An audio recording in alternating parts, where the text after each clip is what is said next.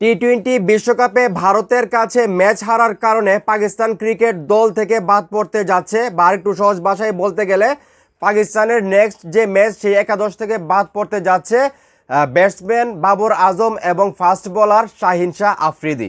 আপনারা সবাই জানেন ভারতের বিপক্ষে পাকিস্তান ক্রিকেট দল 61 রানের একটা লজ্জাজনক হার। সেইখান থেকে কিন্তু অনেক সমালোচনা হচ্ছে পাকিস্তান ক্রিকেট দলটাকে নিয়ে, যে এই দলে বাবর আজমের মতো ক্রিকেটার থাকতে, শাহিন শাহ আফ্রিদির মতো বোলার থাকতে তারা কিন্তু ইতিবাচক কোনো ক্রিকেট খেলতে পারতেছে না। এবং আমরা যদি বিশ্বকাপের ম্যাচগুলো দেখি, এখন পর্যন্ত যে ম্যাচগুলো আসলে পাকিস্তান খেলছে সেখানে কিন্তু শাহিন শাহ আফ্রিদি এবং বাবর আজমের পারফরমেন্স বিবেচনা করলে খুবই বাজে অবস্থা। তারা কিন্তু তাদের যে প্রতিভা সেটা কিন্তু বিকশিত করতে পারে নাই এই টি-20 বিশ্বকাপে।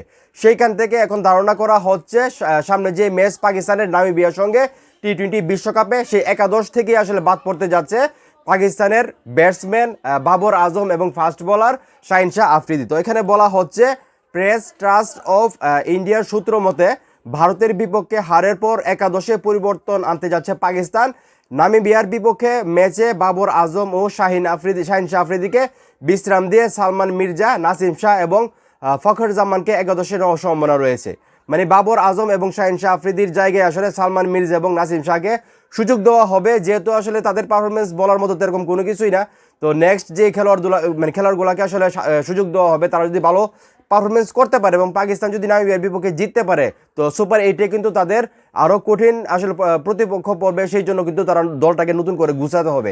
সেই জন্যই হয়তো বা আসলে শাহিন শাহ আফ্রিদি এবং বাবর আজমকে আসলে রেস্ট দেওয়া হচ্ছে। তো এখন এই মুহূর্তে যারা আমার এই ভিডিও দেখতেছেন, এই যে বাবর আজম এবং শাহিন শাহ আফ্রিদিকে রেস্ট দেওয়া হচ্ছে বা পরবর্তী যে ম্যাচ সেই ম্যাচের একাদশ থেকে তাদেরকে বাদ দেওয়া হচ্ছে, এই বিষয়টাকে আপনারা কীভাবে দেখতেছেন, সেটা কি ঠিক হচ্ছে কিনা সেটা অবশ্যই কমেন্ট করে জানাবেন। ভিডিওটা ভালো লাগলে অবশ্যই শেয়ার করবেন।